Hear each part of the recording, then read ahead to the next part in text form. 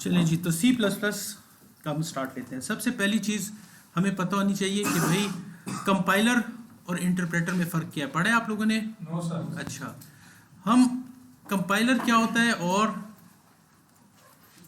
Interpreter क्या होता है, सबसे पहले तो आपको ये पता होना चाहिए।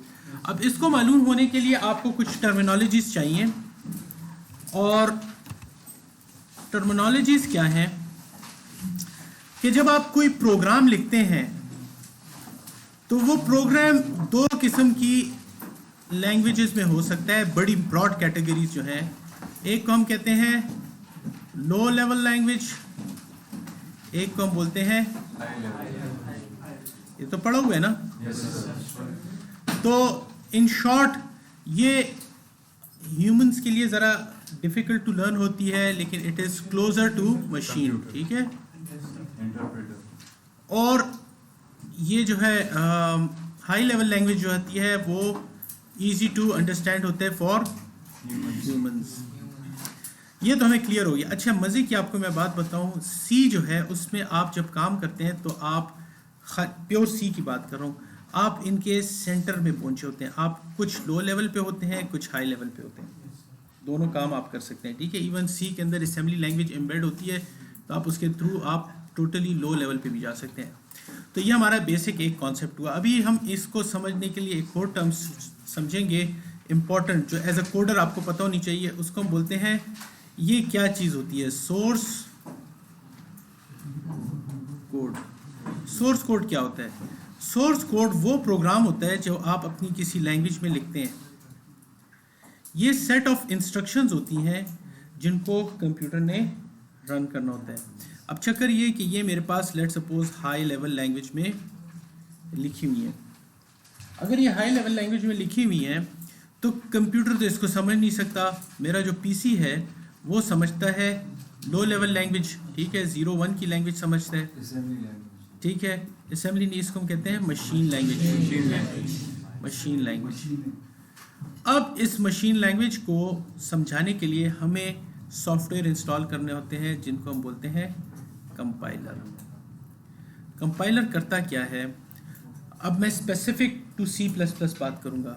जब आपका C++ का कोड रन होता है तो ये कंपाइलर इसको कन्वर्ट करता है आपकी सारी लैंग्वेज को मशीन में, ठीक है। ये प्योरली 0-1 नहीं होता, मैं वैसे ही आपको समझाने के लिए बता रहा हूँ कि क्लोज टू मशीन लैंग्वेज करता है। अच्छा, इसमें बाज़ चीज़ें ऐसी होती हैं, मसलन ये मैंने एक लाइन लिखी होगी और इस लाइन की डेफिनेशन मेरे पास C++ की किसी लाइब्रेरी में लिखी होगी कि ये 50-60 लाइनें, इस एक लाइन के को लिखने से ये वाली लाइनें रन होती हैं। बल्कि हम लाइब्रेरीज यूज़ करते हैं किसी काम को करने के लिए, तो वो लाइब्रेरी जो होगी, वो लाइब्रेरी हमारे पास इसके साथ ऐड होती है। मसलन इस लाइन ने करना क्या है, वो लाइब्रेरी से डेटा उठाता है ये, और उसको भी 0-1 में इसके साथ ऐड कर लेते हैं। इसको हम बोलते हैं लिंकर। क्या बोलते हैं? तो दो स्टेप्स होते हैं, पहला होता है कंपाइलेशन, दूसरा होता है लिंकर। मॉडर्न कंपाइलर्स के अंदर ये एक ही स्टेप में दोनों काम हो जाते हैं। ये दोनों जब कंबाइन होते हैं, पहले स्टेप में कंपाइल, दूसरे स्टेप में लिंक, तो आपको मिलती है यहाँ पे एग्जीक्यूटेबल फाइल। कौन सी फाइल? अच्छा, एग्जीक्यूटेबल फाइल का मतलब ये है कि वो फाइल जो इंडिपेंडेंटली आप रन कर सकते हैं। आप हर फाइल कंप्यूटर पे नहीं रन कर सकते। मसलन MS वर्ड को आप रन कर सकते हैं, डॉक्यूमेंट को आप रन नहीं कर सकते। डॉक्यूमेंट को रन करने के लिए MS वर्ड चाहिए। इन फाइल्स को हम लोग बोलते हैं .exe फाइल्स। इनकी एक्सटेंशन exe होती है, किसमें? हमारे पास विंडोज़ में, माइक्रोसॉफ्ट विंडोज़ में। हम और ऑपरेटिंग सिस्टम्स को भी नहीं देख रहे।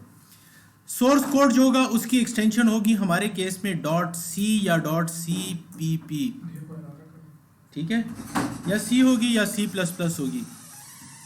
अब हम आगे जाते हैं, थोड़ा सा इंटरप्रेटर और कंपाइलर में फ़र्क क्या है।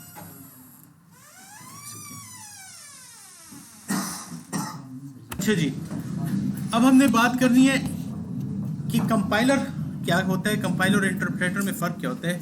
ये मेरा सोर्स कोड है, ठीक है, सोर्स कोड। ये कंपाइलर में से पास हुआ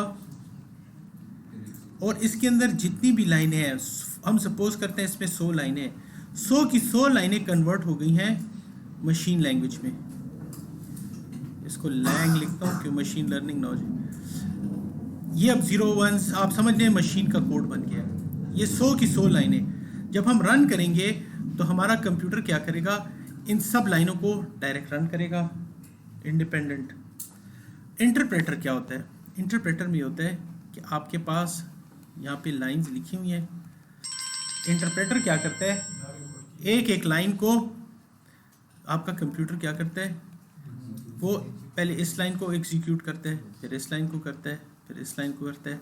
वो एक एक लाइन को क्या करवाता है, इंटरप्रेट करता है। इंटरप्रेटर थोड़ा सा स्लो होता है कि स्टेप वाइज चल रहा होता है, कंपाइलर ज़्यादा एफिशिएंट होता है।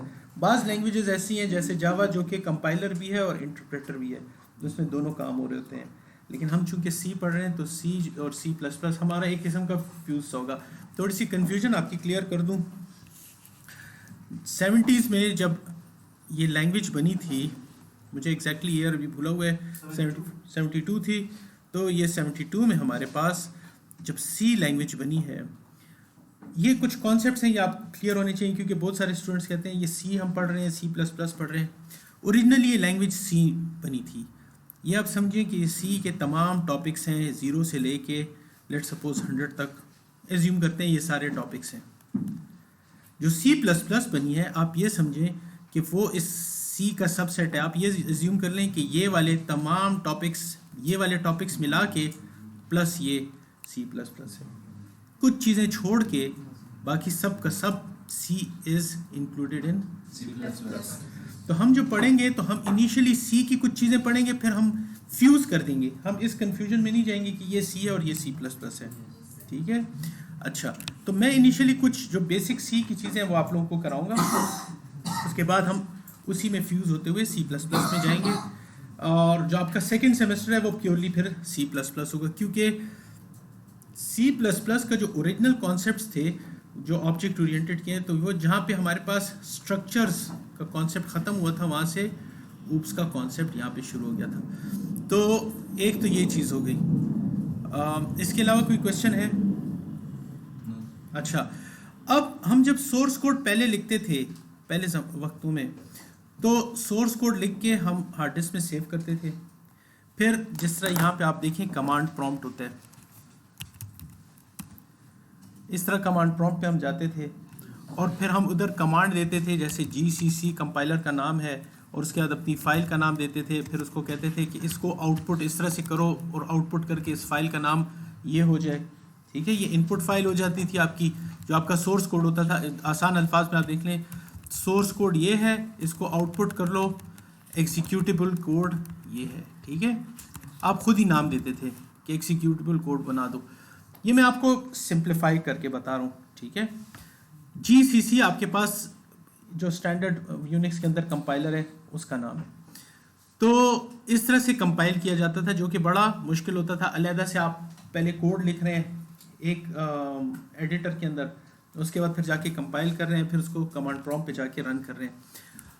फिर ऐसा ऐसा जब ये विंडोज़ वगैरह के अंदर नई नई चीज़ें बननी शुरू हुई, तो हमारे पास एक ही सॉफ्टवेयर आ जाता है जो कि जिसके अंदर आप कोड भी लिखते हैं और उसके अंदर यहाँ कंपाइल की ऑप्शन भी होती है। उसको आप कंपाइल भी यहीं से कर लेते हैं और आप उसको रन भी यहाँ से करना चाहें तो रन कर सकते हैं। ये क्या होता है, इसके अंदर सारी चीज़ें क्या हुई होती हैं, इंटीग्रेट हुई होती हैं। इसीलिए हम इसको कहते हैं इंटीग्रेटेड डेवलपमेंट इन्वायरमेंट। एक ऐसी इन्वायरमेंट जिसके अंदर सब कुछ डेवलपमेंट के लिए इंटीग्रेट हुआ हुआ है। आप लोग नाम सुनेंगे बुक्स वगैरह में देखेंगे IDE लिखा होता है। तो बहुत सारी IDEs हैं, जैसे टर्बो C होती थी, हम लोग एक ज़माने में बोरलैंड की यूज़ करते थे, बहुत अरसे तक यूनिवर्सिटीज़ में पढ़ाई जाती थी। डेव C++, ये आपके पास एक IDE है। विजुअल स्टूडियो कोड जो है वो एक अच्छी IDE है। मैं ख़ुद पर्सनली जब पाइथन वगैरह में काम करता हूँ तो मैं इसको यूज़ करता हूँ, या HTML वगैरह में करता हूँ। इस तरह आपके पास वेब का होता था, ड्रीम वीवर। तो ये मुख्तलिफ IDEs हैं।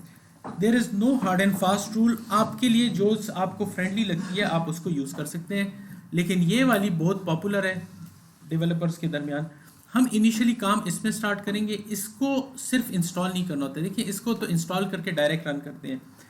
तो मैंने इसको चूज़ क्यों किया है, इसलिए चूज़ किया है कि इसके अंदर बहुत सेटिंग्स की ज़रूरत नहीं है, इसके अंदर कुछ एक्सटेंशंस इंस्टॉल करनी होती हैं। तो थोड़ा सा आप जब लैंग्वेज में कंफर्टेबल हो जाएंगे फिर हम इसमें भी शिफ्ट हो सकते हैं, ठीक है। साथ साथ हम लोग इस चीज़ को देखेंगे। अच्छा जी, तो हमारी जो सी लैंग्वेज है, हम अब एज्यूम करते हैं कि ये हमारी, हम जितना काम करेंगे वो हाई लेवल पे काम करेंगे, ठीक है। ये बोर्ड सही नज़र आ रहा है, कोई इशू तो नहीं है। अच्छा जी, अब हम देखते हैं सी लैंग्वेज जो है इसका, आपको इसकी जो पढ़ने के लिए बुक होगी वो एक किताब है बड़ी मशहूर, लेट अस सी। ये बुक एक इंडियन ऑथर की है और ये मैं आप लोगों को इसकी कॉपी दे दूंगा, ग्रुप में शेयर कर दूंगा, ठीक है। आपने करना क्या है, जैसे बी सेक्शन वाले पढ़ अच्छा जा रहे हैं, आप लोगों ने इस वीकेंड पे इसके चैप्टर 1 चैप्टर 2 जितने हम टॉपिक्स कवर करेंगे वो इन दोनों से रिलेटेड होंगे, ये आपने कवर करने हैं। तरीका क्या होगा, जब आप घर में पढ़ के आएंगे तो आपने एक कागज़ लेना है और उसके ऊपर आपने नोट करना है कि चैप्टर पढ़ते वक्त आपको क्या क्या प्रॉब्लम आ रहे हैं, वो प्रॉब्लम्स आप नोट करेंगे। जब नेक्स्ट क्लास शुरू होगी तो आप लोगों का ये होना चाहिए स्टाइल कि आप स्टार्ट में आके मुझसे प्रॉब्लम्स पूछें कि सर मुझे ये प्रॉब्लम था। अब हो सकता है वो मल्टीपल लोगों का प्रॉब्लम हो सकता है किसी ने उस पर सोचा ही ना हो। तो जब हम क्लास में आपके प्रॉब्लम्स डिस्कस करेंगे तो हम ब्रॉड लेवल पे वो चीज़ें डिस्कस कर लेंगे जो ओवरऑल स्टूडेंट्स को समझ आनी चाहिए, ठीक है। तो ये हमारे पास वो क्या, इसके अलावा आप लोग गूगल पे सर्च करके, जितने भी गूगल हो गया, यूट्यूब के रिसोर्सेज हो गए, आप कहीं से भी लैंग्वेज सीखना चाहें तो आप सीख सकते हैं। अच्छा जी, तो अब प्रॉपरली एक स्टार्ट लेते हैं कि सी लैंग्वेज में प्रोग्राम का स्ट्रक्चर क्या होता है। सी प्लस प्लस का कोड हम किस तरह से लिखते हैं, उसमें प्रोग्राम का स्ट्रक्चर क्या होता है। सी प्लस प्लस के अंदर कुछ रूल्स हैं लैंग्वेज को लिखने के। जो भी आपका सी प्लस प्लस में आप बुक में प्रोग्राम देखेंगे उसके अंदर एक चीज़ लिखी होगी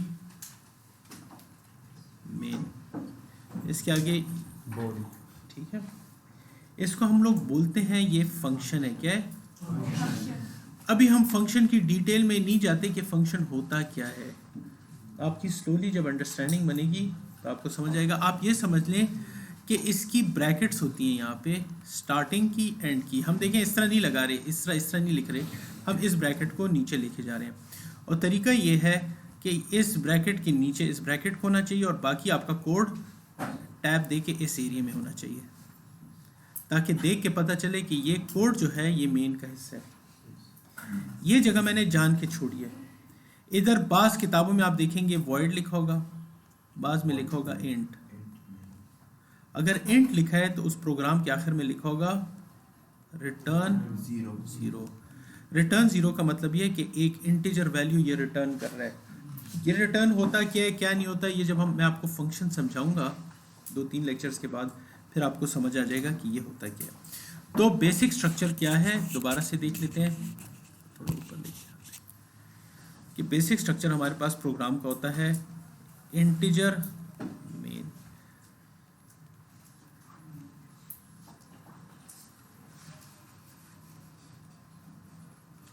रिटर्न। ये आपके पास आप ये समझ लें कि अगर आप रोज़ सुबह लेट सपोज आप रोज़ सुबह किसी जगह पे आपको रेस्टोरेंट में जॉब मिली और आपने कुकिंग करनी है, आपको एक असिस्टेंट मिल गया और उस असिस्टेंट ने क्या करना है कि आपके लिए रोज़ सुबह सामान तैयार रखना है कि आप आते हैं, आपके पास आधे घंटे का टाइम है, आपने उस होटल में चीज़ें कुक की और उसके बाद आप चले गए, एज्यूम करें, ठीक है।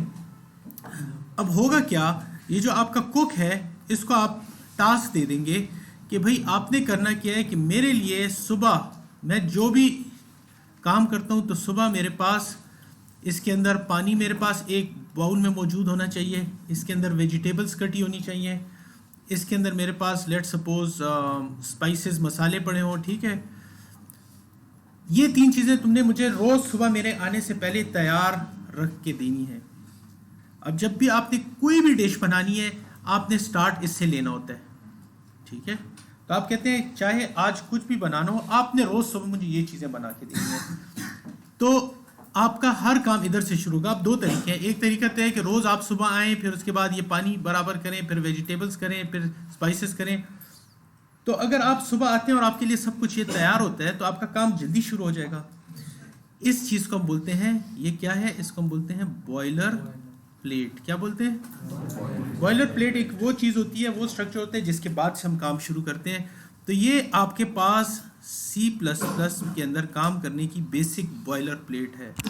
इसके बाद काम शुरू होता है। इसके अंदर जो कुछ हम लिखते हैं वो हमारा प्रोग्राम होता है। क्लियर है? Any questions? अगर कोई क्वेश्चन है तो मैं अभी रोक के एक्सप्लेन कर सकता हूँ। इंटरप्रेटर दोबारा समझा दूँ? और सर INT सिर्फ हम न्यूमेरिक वैल्यूज के लिए उस तक अभी हम नहीं पहुँचे, उस पर पहुँचेंगे, फिर INT पे बात करेंगे। अभी तो मैंने डेटा टाइप बताई नहीं है ना। इधर ऐसे स्टूडेंट्स होंगे जिन्होंने पहले कोडिंग की नहीं है, तो उनको नहीं पता।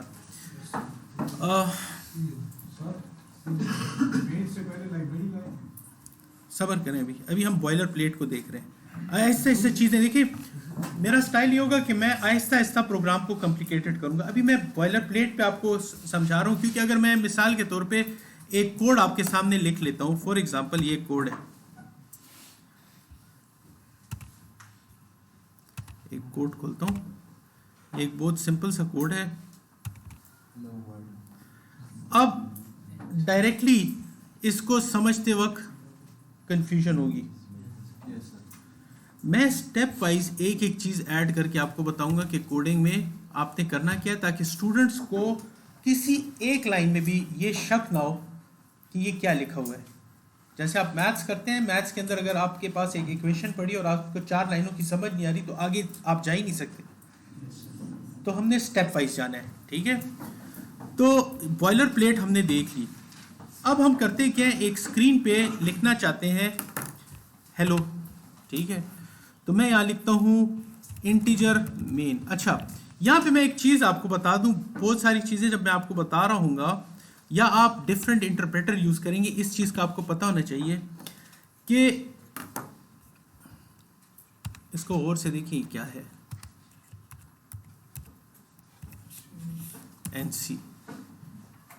एनसी क्या चीज़ है? American national standard institute. इस तरह के इंस्टीट्यूट्स का काम क्या होता है, जब कोई टेक्नोलॉजी पे काम हो रहा होता है तो ये लोग उसको स्टैंडर्डाइज कर देते हैं। इस बात का मतलब क्या है? इसका मतलब ये है कि आप देखें, अगर आप ड्राइविंग सीखते हैं 1976 करोला पे, आपने गाड़ी चलानी सीख ली, उसके बाद आप कोई भी दुनिया के मॉडल की गाड़ी निकाल के लेके आप ड्राइव कर सकते हैं। रीज़न क्या है? रीज़न ये है कि उन्होंने एक स्टैंडर्ड बनाया हुआ है कि हमारे पास या लेफ्ट हैंड ड्राइव होगी या राइट हैंड होगी। दोनों के अंदर क्या होगा, एक स्टीयरिंग इसी शेप का होगा। अगर ड्राइवर के सामने आपके पास यहाँ पे 3 पैडल्स होंगे। फ़र्क क्या है, लेफ्ट हैंड में आप इस जगह पे आ जाते हैं और राइट हैंड में इस तरफ आ जाते हैं, वही वर्सा जो भी है। आपके पास अगर इस साइड पे आप बैठे हुए हैं तो आपके पास गियर, ये राइट हैंड ड्राइविंग वाले में इस तरफ होता है, ये राइट साइड इस तरफ होती है, गियर इधर होगा। दूसरे केस में गियर इधर हो सकते हैं, लेकिन ये नहीं है कि गियर इस जगह पे लगा हुआ है, ये पैडल कहीं और लगे हुए हैं। या अगर हमेशा ये आपके पास क्लच होता है, ये ब्रेक होती है, ये एक्सेलरेटर होता है, ये चीज़ कभी भी चेंज नहीं होगी। ये आप दुनिया की किसी गाड़ी में चले जाएं, क्लच ख़त्म हो सकता है ऑटोमेटिक गाड़ी में, लेकिन ये चीज़ हमेशा स्टैंडर्ड होती है। ये क्यों स्टैंडर्ड होती है कि आपने एक बार सीख ली तो आप हमेशा उसको किसी भी मॉडल, किसी भी कंपनी की गाड़ी में उसको यूज़ कर सकते हैं। क्यों? ये स्टैंडर्ड बन चुके हैं। इसी तरह अगर आप फॉर एग्जांपल हमारे घरों में जो स्विच लगा होता है वो इस तरह का स्विच होता है।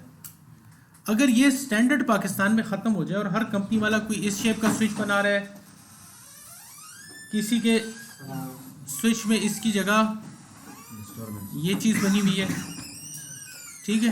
तो स्विच की अगर शेप्स डिफरेंट होंगी तो आप अपने घर के लिए कैसे एक स्टैंडर्ड चीज़ बराबर कर सकेंगे?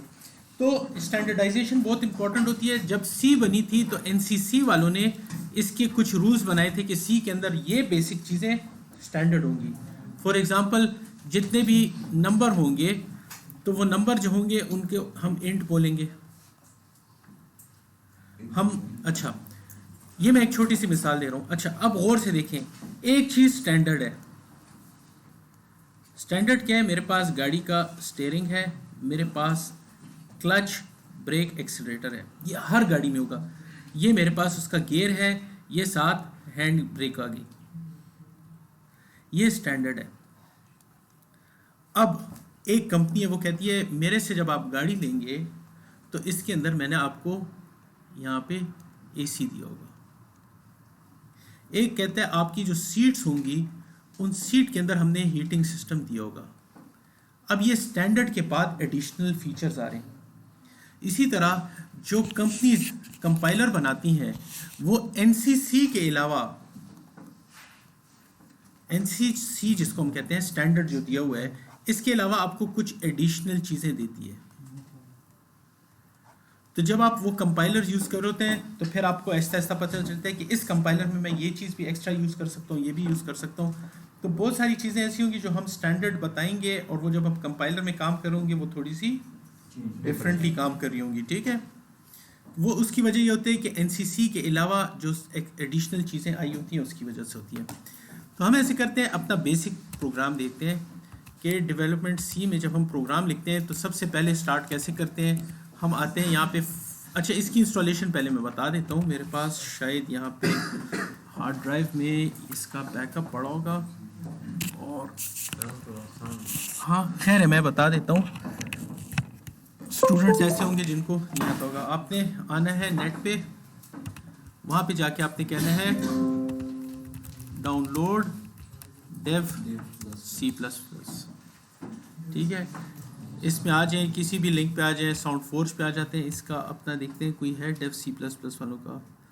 ये डेव सी की ऑफिशियल वेबसाइट है, इस पे आके देख लेते हैं।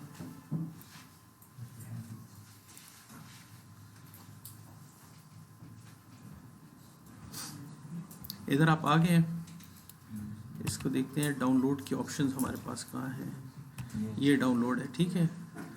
ये यूएसबी ड्राइव की है, ये ओरिजिनल है, इसको हम डाउनलोड कर लेते हैं। ये साउंड फोर्स पे आ गए, यहाँ पे ये ऑटोमेटिकली डाउनलोड हो जाएगी।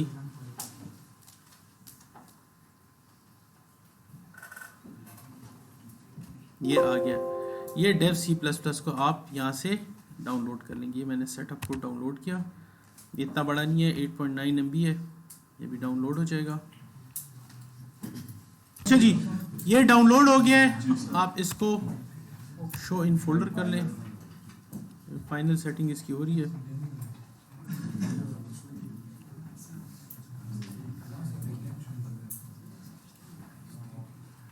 आप इसको शो फोल्डर भी कर सकते हैं, इसको डायरेक्ट क्लिक करके भी रन कर सकते हैं। ये चूंकि नेट स्लो है तो ये मेरे पास डाउनलोड हो गई है। इसको डबल क्लिक किया, इसने अनपैक होना शुरू कर दिया और एग्री करके बाद आप इसको नेक्स्ट नेक्स्ट नेक्स्ट करते जाएं तो ये खुद ब खुद आपके पास इंस्टॉल हो जाएगी। ठीक है, मेरे पास चूंकि ऑलरेडी इंस्टॉल हुई हुई है। यहाँ पे इस पे देख लेते हैं। अच्छा, यहाँ पे इसको कर लेते हैं डेव CPP।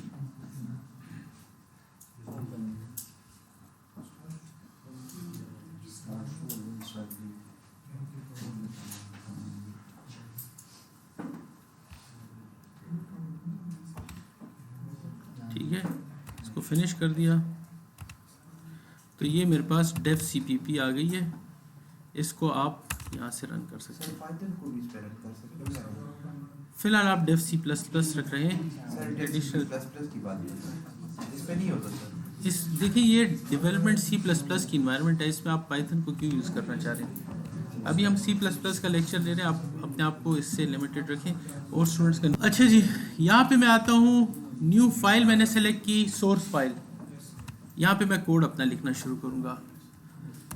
अच्छा, पहले मैं बॉयलर प्लेट बनाता हूँ। ठीक है, वैसे तो अगर मैं यूँ भी लिखूँ मेन और इसको मैं इधर ख़त्म कर लूँ तो कोई इशू नहीं होगा, लेकिन बेहतर ये कि मैं प्रॉपर अपने आप को डिसिप्लिन करूँ कि कोड किस तरह से लिखते हैं। ठीक है, अगर मैं रिटर्न 0 नहीं भी लिखता तो कुछ भी नहीं होगा। इसको देखें, यहाँ पे मैं एग्जीक्यूट में आता हूँ, कंपाइल, इस फाइल का नाम मैं कुछ रखता हूँ, इसका नाम मैं लिखता हूँ lecture1 डॉट, बस CPP खुद हो जाएगा। ये कंपाइल हो रहा है, ठीक है, कंपाइल हो गया। अच्छा, इसमें बाज़ औक़ात इसकी वजह से इशू आ सकता है। ये जो आपके पास कंपाइलर सेलेक्ट हुआ है, ये फिर मैं आपको बताता हूँ। इस वक्त मेरे पास 0 एरर्स हैं, 0 वार्निंग्स हैं, मेरा ये एक परफेक्ट प्रोग्राम है। लेकिन एज अ कोडर मुझे ज़रूरी है कि मैं इसके साथ लिखूँ रिटर्न 0, ये एक स्टैंडर्ड है। ठीक है, रिटर्न 0 लिखना। हम देखते हैं ये एग्जीक्यूट करता है नहीं, प्रिंट f, और इधर मैं लिखता हूँ हेलो। ठीक है, अब ये प्रिंट f जो है, इसको अगर मैं रन करूं तो ये C++ लैंग्वेज का प्रोग्राम है, लेकिन C लैंग्वेज इसको समझेगी नहीं। अब हम थोड़ा सा डायरेक्टरी स्ट्रक्चर देखते हैं कि मेरे पास डेवलपमेंट्स, ये जो dev C++ आया हुआ है, इसके साथ हार्ड डिस्क में कुछ फोल्डर्स भी हैं। इन सब के अपने अपने काम हैं, लेकिन इसमें सबसे इम्पॉर्टेंट फोल्डर जो है वो है इंक्लूड। इंक्लूड के फोल्डर को हम खोलते हैं, इसके अंदर पूरी लाइब्रेरी पड़ी है, C लैंग्वेज के सारे फंक्शंस इसके अंदर पड़े हुए हैं। ठीक है, इसमें आप गौर से देखिए, मैं S को क्लिक करता हूं तो इधर होगा एक, आते जाएं, ये नजर आ रहा है, यह है STDIO, standard input output, STDIO।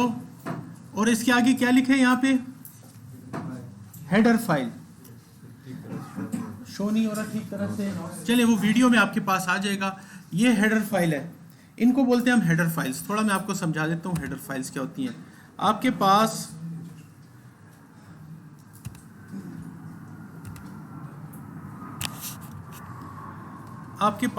आपकी जहाँ पे C++ कोई भी आप इंस्टॉल करें तो उसके अंदर 2 इंपॉर्टेंट फोल्डर होते हैं। एक बिन का फोल्डर होता है, किसी भी लैंग्वेज में आप काम करें, और एक लाइब्रेरी का फोल्डर होता है, और एक होता है इंक्लूड का फोल्डर। जो हमारे पास C है, बिन के अंदर आपके पास कंपाइलर से रिलेटेड फाइल्स पड़ी होती हैं। इसके अंदर आपके पास होती हैं हेडर फाइल्स। क्या होती हैं? हेडर फाइल क्या होता है? उसके अंदर मुख्तलिफ चीज़ों को काम करने की मुख्तलिफ फंक्शंस आप समझते हैं या ऑपरेशंस हैं, उनकी डेफिनेशन लिखी होती है कि उन्होंने करना क्या है। ठीक है, फॉर एग्जांपल जैसे मैनुअल होता है, अगर आप यहाँ पे मैं कोड लिखता हूँ इंटीजर मेन, ठीक है, और इधर मैं कर देता हूँ रिटर्न 0। बॉयलर प्लेट मैंने बना दी है। अच्छा, अब मैं क्या करता हूँ, और अब यूजुअली जो पुराने प्रोग्रामर्स होते थे वो क्या करते थे, एक फाइल बना लेते थे पहले से, बॉयलर प्लेट। हर बार कोड शुरू करते उस फाइल को खोल के किसी और नाम से सेव करके फिर उसमें काम करते थे, तो बॉयलर प्लेट तैयार पड़ी होती थी। अच्छा, अब जब मैं इसके अंदर लिखता हूँ प्रिंट f और यहाँ पे लिखता हूँ हेलो, तो C++ को ये नहीं पता कि प्रिंट f क्या है, क्योंकि C++ के अपने कुछ कीवर्ड्स हैं जिनको वो समझती है, और C या C++, और उसके अलावा की चीज़ों को नहीं समझते, उसको नहीं पता है प्रिंट f क्या है। प्रिंट f कहाँ पे पड़ा हुआ है? हमारे पास इधर एक हेडर फाइल है जिसका नाम है stdio, और हेडर फाइल की एक्सटेंशन होती है h। तो हम बाज़ लैंग्वेजेस के अंदर खाली ये लिखते हैं, इस फाइल को इंक्लूड करो इस तरह से stdio, लेकिन यहाँ पे हमारे केस में हम लिखेंगे पूरा इंक्लूड, ये निशान होगा, इसके अंदर होगा stdio.h। नहीं, ये आपने बॉयलर प्लेट से ऊपर लिखना है।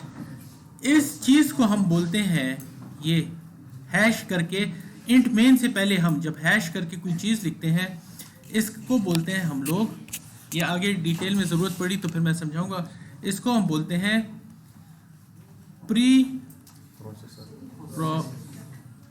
प्रोसेसर डायरेक्टिव, ठीक है। प्री प्रोसेसर डायरेक्टिव का मतलब ये कि आपका मेन प्रोग्राम जब रन करेगा उससे पहले प्रोसेसर इन चीज़ों को रन कर लेगा, जिनके साथ ये हैश लिखा हुआ है, जिनके साथ हैश लिखा हुआ है इन सब को रन करेगा। तो होगा क्या कि ये प्रोग्राम रन करने से पहले मैंने आपको बताया था सोर्स कोड होता है, वो जाता है कंपाइल और उसके साथ लिंकर आके लिंकिंग करता है। लिंकर क्या लिंक करेगा, stdio को लिंक कर देगा इसके साथ। तब मशीन को पता चलेगा कि जो प्रिंट एफ का कोड है वो इसके अंदर आ जाएगा। प्रिंट एफ ओरिजिनली क्या कर रहा है इस हेलो के साथ, वो यहाँ से लिंकर से इसमें आ जाएगा और फिर हमारे पास एक्सी फाइल बनेगी। समझ आइए। तो कंपाइल और लिंकिंग का यहाँ पे आपको पता चल गया कि कंपाइलर में ये दो स्टेप इसलिए होते हैं, एक कन्वर्ट हो रहा होता है। और भी डिटेल में जाना चाहें तो होता ही है कि इस फाइल का नाम है .cpp, कुछ भी नाम है, लेट्स सपोज a.cpp, यहाँ पे कंपाइल होके बन जाती है a.obg ऑब्जेक्ट फाइल। उसके साथ जब लिंकिंग होती है तो यहाँ पे आ जाती है a.exe एग्जीक्यूटेबल फाइल, ठीक है। तो ये प्रॉपर एक प्रोसेस है। तो ये मेरे पास जब ये प्रोग्राम रन होगा तो इसको रन करने के लिए ज़रूरी है कि मैं ये यूज़ करूँ, stdio इंक्लूड करूँ इस हेडर फाइल को। हम यहाँ पे आ जाते हैं, इधर हम इंक्लूड करते हैं इंक्लूड stdio.h। अब हम आते हैं यहाँ पे, इस फाइल को सेव करते हैं और साथ अपनी हार्ड डिस्क खोलते हैं। मैं इस तरह साथ इधर खोल के दिखाता हूँ आपको।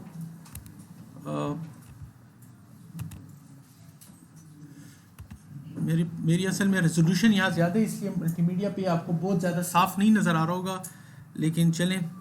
ये मैंने कहाँ सेव करके रखी है, इसको सेव एज देखते हैं मैंने कहाँ रखा है। अच्छा, इसको मैंने रखा है हार्ड ड्राइव में, कोड में। इसका नाम लेक्चर 1 है, ठीक है, लेक्चर 1 है। अभी मैं आपको और से दिखाता हूँ। इसको ओवर राइट किया। ये मैं अमूमन अपना तरीका आपको बता देता हूँ। मैंने सी ड्राइव में एक फ़ोल्डर बनाया हुआ है कोड का। मैं जितनी भी कोडिंग करता हूँ उनके अपने मुख्तलिफ प्रोजेक्ट्स जितने भी हैं उनको मैंने इसमें रखे हैं। तो सी की फाइल्स इसमें पड़ी हैं। आप भी इसी तरह हार्ड डिस्क में एक फ़ोल्डर बनाएं और उसमें फ़ाइल्स को ऑर्गेनाइज़ करें। अब मैं थोड़ा सा इसको इधर लेके आता हूँ ताकि हमें नज़र आए इसके अंदर हो रहा क्या है। ये सोर्स फाइल है, डेट की हमें ज़रूरत नहीं है अभी इस वक्त। आप देखिए, मैं ये सारी की सारी बाकी फाइल्स डिलीट कर देता हूँ। मेरे पास सिर्फ लेक्चर 1 की एक फ़ाइल पड़ी है। इसका साइज़ क्या है, इसके आगे क्या लिखा है, ये कौन सी फाइल है, सोर्स फाइल है। हम इसको एग्जीक्यूट करते हैं यहाँ पे। सॉरी, ये मैं इसको एक मिनट ये ताकि आपको साथ साथ नज़र आए। ये मैंने दोनों स्क्रीन्स को हाफ कर दिया। जब मैं इसको कंपाइल करूँगा तो आप देखिए यहाँ पे होता है क्या है, कंपाइल हो रहा है जी सर, कंपाइलिंग स्टार्ट हो गया। इसको क्लोज किया। अच्छा, एक सेकंड, इसको हम देख लें। यहाँ पे आपके पास है इन्वायरमेंट। ये आपके पास इन्वायरमेंट्स हो गई। इन्वायरमेंट्स को हम नहीं छेड़ते, हमारे पास एक्सप्लोर करते हैं। कंपाइलर की ऑप्शंस ये हैं। इसमें जो आपके पास ये जो 32 बिट रिलीज़ है ये अमूमन मसले नहीं देता, ठीक है। हम देखते हैं कि काम करते हैं नहीं।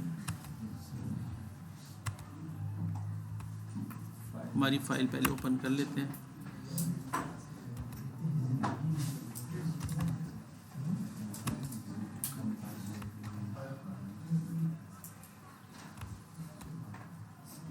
कंपाइल होगी। अच्छा, इसमें अभी ये आउटपुट का हमें फोल्डर नहीं दिखा रही कि आउटपुट करके एक्जी फाइल कहाँ देख रहा है। तो इसको भी हम ज़रा देख लेते हैं कि ये आउटपुट कहाँ पे देखते हैं। इसके पैरामीटर्स, अच्छा 4.9 पे इशू था। अभी हम देखते हैं, ये दोबारा मैंने इंस्टॉल किया, इसको हम देखते हैं 5.11 इसमें देखते हैं ये रन कर रहे हैं नहीं। इधर हम ओपन करते हैं लेक्चर 1। अच्छा, इसके अंदर बड़ा आसान है, आप यहाँ से अपना कंपाइलर चेंज कर लें। ये फॉन्ट्स मैं देखता हूँ अगर यहाँ से बड़े हो जाते हैं इन्वायरमेंट में, इन्वायरमेंट एडिटर ऑप्शंस, फॉन्ट्स, यहाँ पे आके मैं फॉन्ट बड़े कर देता हूँ। ठीक है, नज़र आ रहा है? अच्छा, अब हम इसको रन करते हैं। यहाँ पे वही वाला काम करते हैं, कंपाइल करके देखते हैं। कंपाइल, इसने कंपाइल किया और यहाँ पे आपको एक उसने एक्जी फाइल बना दी उसकी, ठीक है। अब ये देखिए इसका ओरिजिनल साइज कितना था, मशीन में कन्वर्ट होके कितना हो गया, ये बाकी का डेटा कहाँ से है, लिंक होके लाइब्रेरी से जो चीज़ें इसकी आई हैं वो आ गया, ठीक है। तो ये सारा इसके अंदर अब ऐड हो गया। अब ये कंप्लीट प्रोग्राम है। अब क्वेश्चन पैदा होता है कि इस प्रोग्राम को मैं अपने क्लाइंट को कैसे दूंगा। वो ये वाली फाइल है, ये मेरा क्लाइंट लेके जाएगा। देखिए इसको ट्रेडिशनली रन किया ऐसे किया जाता था कि मैं आ गया इस फोल्डर में, जिसको डॉस नहीं आती वो काइंडली यूट्यूब पे थोड़ा सा डॉस को देख लें। नज़र आ रहा है फोल्डर, टीचर नज़र नहीं आ रहा, इसको मैं ज़रा फॉन्ट बड़े करता हूँ इसके, यहाँ से मैं इस पे आ जाता हूँ थोड़ा, ये आपको प्रॉम्प्ट ज़रा सा बड़ा नज़र आएगा। देखें मैं इस वक्त सी ड्राइव में मौजूद हूँ, यूज़र्स के फोल्डर में, उसमें फिर इमरान का फोल्डर है, ठीक है। मैं इस फोल्डर पे हूँ, मेरी हार्ड डिस्क में सी ड्राइव में यूज़र के फोल्डर में हूँ। मैंने निकल के आना है सी ड्राइव के अंदर कोड के फोल्डर में और कोड फोल्डर के अंदर सी के फोल्डर में। तो पहले मैं इधर से निकलूंगा, वापस सी ड्राइव पे जाऊंगा। ड्राइव और फोल्डर्स तो पता है ना सबको? नहीं पता? हाँ, हाथ खड़ा करें जिनको ड्राइव और फोल्डर्स का भी नहीं पता। अच्छा जी, ड्राइव आपकी हार्ड डिस्क होती है। हार्ड डिस्क के अंदर आप अपनी फाइल सारी इकट्ठी नहीं रख सकते, आप डिफरेंट फोल्डर्स बनाते हैं। फोल्डर कंटेनर होते हैं जिसके अंदर आप फाइल्स बनाते हैं, ठीक है। जैसे आप कंप्यूटर में जब यूएसबी वगैरह में राइट क्लिक करके फोल्डर बनाते हैं, दैट इज अ फोल्डर, ठीक है। अब फोल्डर्स में नेविगेट आपने कैसे करना है, आप इस फोल्डर में बैठे हैं, इस फोल्डर से दूसरे फोल्डर में जाना है, उसके लिए कमांड होती है चेंज डायरेक्टरी, CD, ठीक है। अब मैं आप इस हायरार्की को देखिए, ये हायरार्की आपको ये बता रही है कि ये सी ड्राइव है, उसके अंदर एक फोल्डर है यूजर्स का, उसके अंदर एक फोल्डर है इमरान का। इससे मैंने बाहर निकलना है, इस फोल्डर में आना है, तो मैं क्या करूँगा, CD और 2 स्टेप्स के मुझे बाहर निकाल दो, फिर CD 2 स्टेप्स, और मैं अब मेन ड्राइव में आ गया हूँ। अब मेन ड्राइव में मैंने जाना है कोड के फोल्डर में। किस फोल्डर में? तो CD कोड मैंने एंटर किया।